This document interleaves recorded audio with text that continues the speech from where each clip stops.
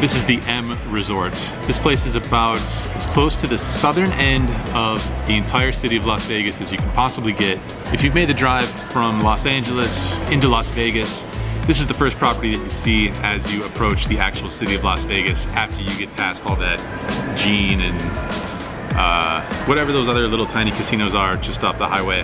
This is proper Las Vegas here, first one. Pretty nice property, mind you. Even though it's way out here, pretty nice place. They used to have a poker room here, no more.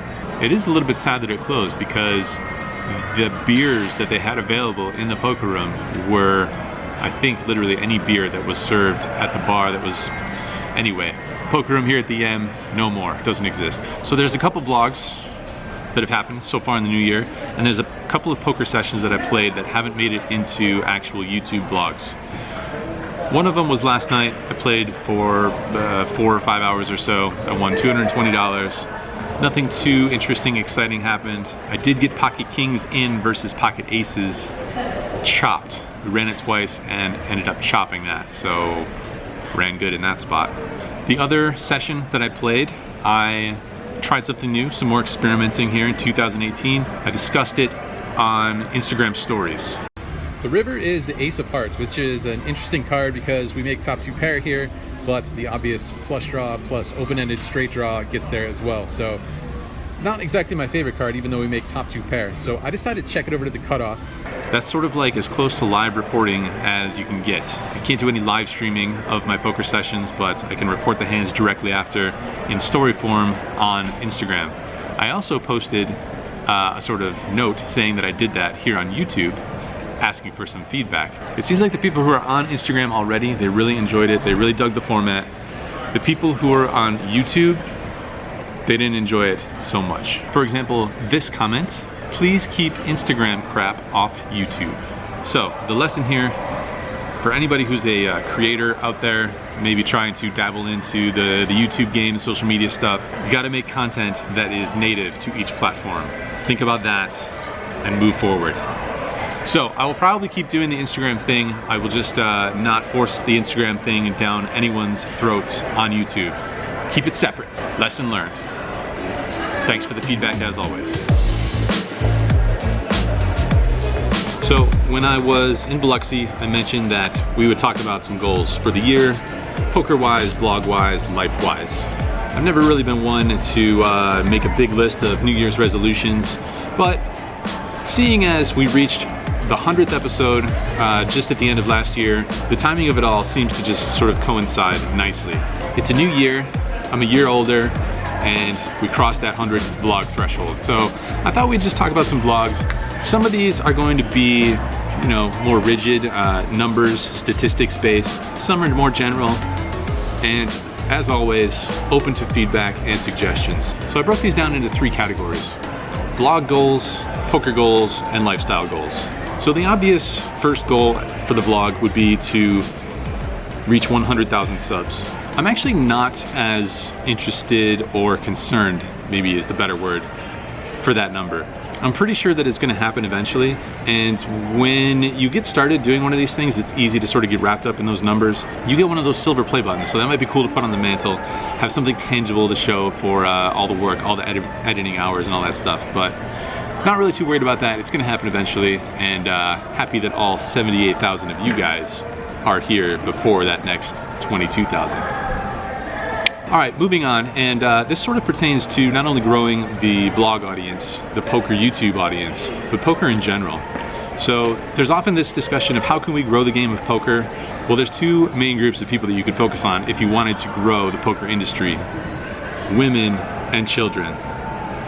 The children thing, the children aspect is going to be a little bit difficult, and probably rightly so. So don't worry, I won't be creating any content that is geared towards children, and I won't necessarily create content that is geared towards women. However, I do think that there is more than a handful of female poker crushers out there that could use maybe a feature in this blog. And I've done some interviews here and there on the blog in various episodes, so I thought maybe focus on some of those female crushers in some upcoming episodes. And I'm gonna shoot for featuring 5 female poker players.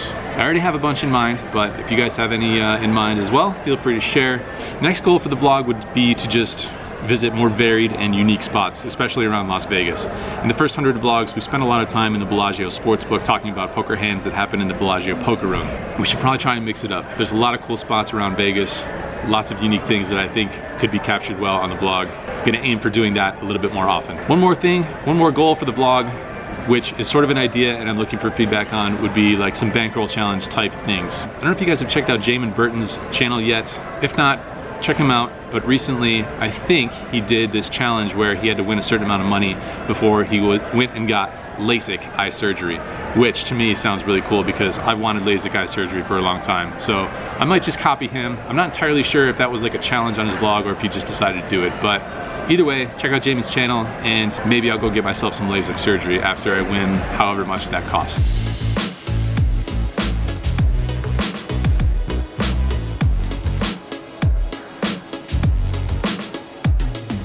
Okay, let's talk poker goals. Number 1, my Hended Mob tournament results are a little bit on the sad side. It's somewhere probably in the neighborhood of 50K or so lifetime tournament winnings. I never play tournaments, but I think it deserves a little bit better of a number. I think we need to bump that up to 6 figures. So goal in 2018 is to cross the 100K mark in tournament winnings. If you don't know what a Hended Mob page is, I will link mine down below. Second goal for poker, play poker on 5 continents this year. We got 1 so far, North America. There should be some travel coming up, so let's keep our fingers crossed, things fall into place, and maybe check off some of these boxes. 5 continents in 1 year playing poker. That sounds pretty cool to me. On the US side of things, next goal would be to play poker in 10 different states. We're up to 2 already, Nevada and Mississippi. 2 down, 8 to go. The obvious goal is to move into 10-20. The problem is that 10-20 games can be a little bit on the tough side here in Las Vegas. They don't always go, and when they do, pretty reg heavy, pretty tough games. I know 10-20 goes in some other locations though, so I might try and do that, but it's tough to really put a number on that. Las Vegas 10-20 games, not nearly as frequent as those 5-10 games. But I like those poker goals. 6 figures on the Hended Mob, poker in 5 continents and 10 states. After that, just some lifestyle goals. Need to get in a routine of working out 3 times a week, every week, at least 3 times a week. That shouldn't be too hard, shouldn't be too difficult. Even if it just means doing some push-ups and sit-ups and crunches and squats and whatever in my apartment or in my hotel room, preferably in the gym, preferably doing a run and lifting weights and all that stuff, but 3 times a week minimum. Second lifestyle goal, less heavy drinking. It's okay to have one, in my opinion.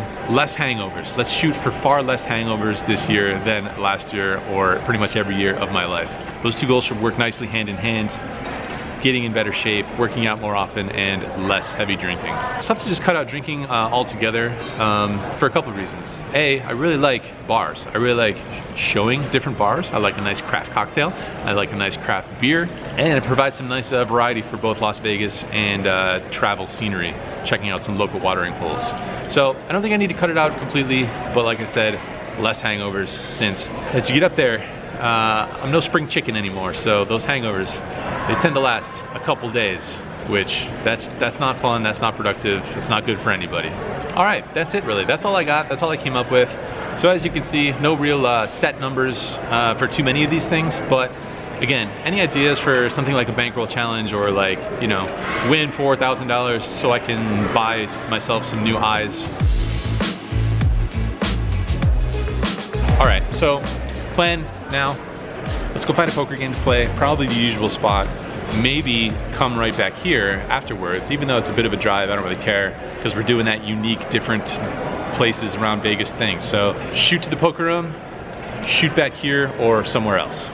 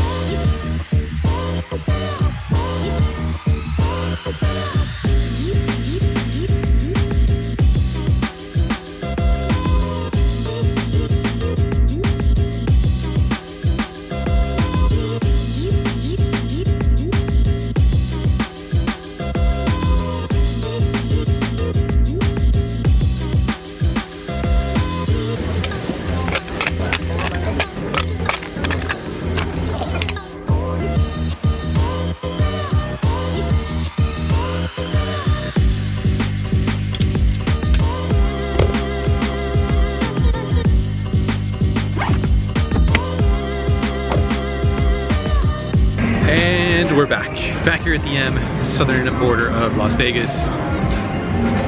Pretty reasonable session length today. What time did I get there? Probably started sometime around 6:30. Wrapped up around 10:30. The rare 4-hour session. So yeah, back here at the M, this bar just back here is called 32 Degrees. They have 96 taps, 96 draft beers. I went with something called the Hop Nuts something or other. I don't know, it's a Las Vegas beer, so cheers. I feel like we might have some strange lighting in this shot due to the slot machine providing the ambiance. But anyway, we're just gonna power through. Just talk about a couple of hands here. The poker sometimes is easy. Sometimes the poker is easy, you know? It's never 100% easy. You never win every single hand. For example, in this hand, under the gun opens for 30. I call in middle position with pocket 7s. 3 more calls, so 5 ways to a flop. Flop comes 8-8-4 rainbow. The blinds check, initial raiser checks. I decided to put out a bet of 70. I'm not trying to get tons of value here. I'm actually just trying to deny all equity from all those hands that have overcards, such as Queen Jack, Jack 10, King 10, King Queen, King Jack, Ace Jack, Ace 10. You get the picture, you get the idea. The button makes the call and all the other players fold. So heads up to a turn card, which is an ace. I check it, button checks back. River's a brick, I check again and the button checks back again. I show and the button shows pocket jacks. Pretty straightforward from my point of view. Nothing too much else that can be done there after that flop, after that turn and river. In this next hand, there is a limp in middle position. Small blind calls. I'm in the big blind and I look down at ace king. I make it $60 to go. Middle position calls. Small blind folds. So heads up to a flop. King 7-4 with 2 spades. I make a pretty standard bet of $80. Middle position calls. Turn is an offsuit jack. I bet $220 here. I think I could maybe even size up a little bit more here. Board is kind of wet, kind of connected, lots of straight draws and a flush draw. So you can size up here for sure, but I bet 220. Once again, the middle position player makes the call. So off to a river card, which is the 5 of spades. Front door flush comes in, so I decided to check it over to the middle position player who grabs a handful of chips, which amounts to somewhere around $500. Puts it out there. Kind of a tough spot now. And especially with the way he grabbed that money. Just grabbed the chips, just grabbed a handful and plunked it out there. I kind of think that when people tend to do that, they tend to have a pretty good hand. They just don't even need to count. It helps my hand that I happen to have the king of spades here. Kind of removes some of the combos that he would be drawing to a flush with. But on the other hand, I don't see too many hands that he's turning into a bluff here. I just don't think he's really the type to turn king queen with the queen of spades into a bluff here on the river. I feel like he might check back with that hand. What else could he have here? Maybe 5-6. Turn that into a bluff. It's possible, but I just decided to let it go. It's a new year. It's a new me, maybe. Maybe I'll stop paying off all these river bets. Who knows? Could be a bad fold, but I folded. We don't get to showdown. We don't get to see what he had, but won't be able to sleep that well tonight. Let's just put it that way.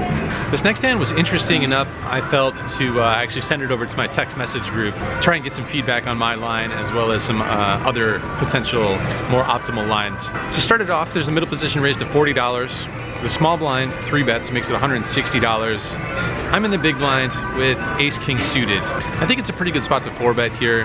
The small blind doesn't have to have a premium hand necessarily. You could take various ace high holdings, use that ace blocker and put in a 3-bet with that. Middle position certainly doesn't have to have a great hand there either. So ace king raised to be pretty strong in the range here, range of holdings. Seems like a good candidate 4-bet, so I go ahead and 4-bet it and make it $410. Middle position folds right away. Small blind thinks for a while, and then he flat calls. So we're going heads up to a flop here in a 4-bet pot. Flop comes 5-3 deuce with 2 clubs and 1 heart, and he checks it over to me. I think I need to continue here. I don't want to just check back here, turn my hand somewhat face up. But I think you can also size down here and balance this ace-king hand with a hand like pocket aces and pocket kings. Try and milk a smaller, decent pocket pair, such as queens, jacks, 10s, for as much as you can. So I put out a small bet of $290. My opponent thinks for a little while and then he calls again. At this point, it seems unlikely that we will be scooping this pot unimproved. The turn does not improve us. Turn is an offsuit 8 and he checks it over to me again.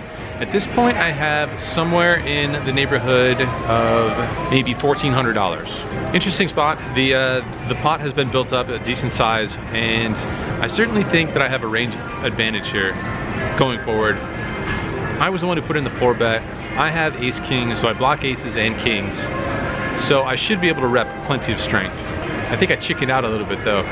And after talking to my friends, some better poker players than I am, they said that I should be jamming here, but I decided to check it back. River is a good card for us though. River is an offsuit 4, so we end up with the virtual nuts here. I highly doubt my opponent was 3-betting and then flat calling with any 6 in his hand in this situation. So we should basically have the nuts here. And when my opponent checks it over to me again, I'm gonna try and go for value, but with the assumed hands that he could have here, kings, queens, jacks, something like that, that's obviously gonna be the most frequent holdings in his range. I'm either tying with a lot of those hands, or it's gonna be tough for any of those hands to call a decent value bet here on the river. So I make another small bet here on the river, and I bet 330, I think, 320, 330. He pretty much folds right away. So likely pocket queens, somewhere in that neighborhood. The run out is favorable for us. We win it no matter what we do on the turn. If he calls it off, we get there on the river. Anyway, the group likes a jam there on the turn. Checking back and getting there on the river is always a good option, as long as you get there on the river. One more interesting one. I open up king 10 of spades from early position to make it 30 to go. We get 3 callers. So 4 ways to favorable flop, open-ended plus flush draw on queen, jack, 6. Queen, jack, 6. 2 spades. Action checks to me. I put out a bet of $70. The button calls. Other 2 players fold. Turn is an offsuit 6, so don't improve. No improvement on the turn. If the board were to pair, I would much prefer it to be the 6, because it's the least likely hand, least likely card that my opponent would be calling with. I'm barreling almost any turn here, aside from maybe a queen or a jack. So I go ahead and I bet $200 this time. My opponent thinks for a little while, and then he makes the call again. And he's got a little over $700 left going into the river card here. Looking for some help, and it does come through. Offsuit 9, pretty beautiful card here. Less likely that our opponent will put us on the straight draw than he will the flush draw. So I go ahead and bet almost all of his chips. I bet $700 exactly. He's got maybe 10 or 15 or 20 more than that in his stack. Goes well into the tank, thinking for a long time. Kind of giving me the look over, up and down, and eventually he decides on a call. So pretty good news, good run out, amazing flop. Get there on the river. Again, run good in this 5-10 game at the Bellagio. Into the game for $1,500, no need to add on a single dollar. Cash out the game for $3,601. Profit of $2,101.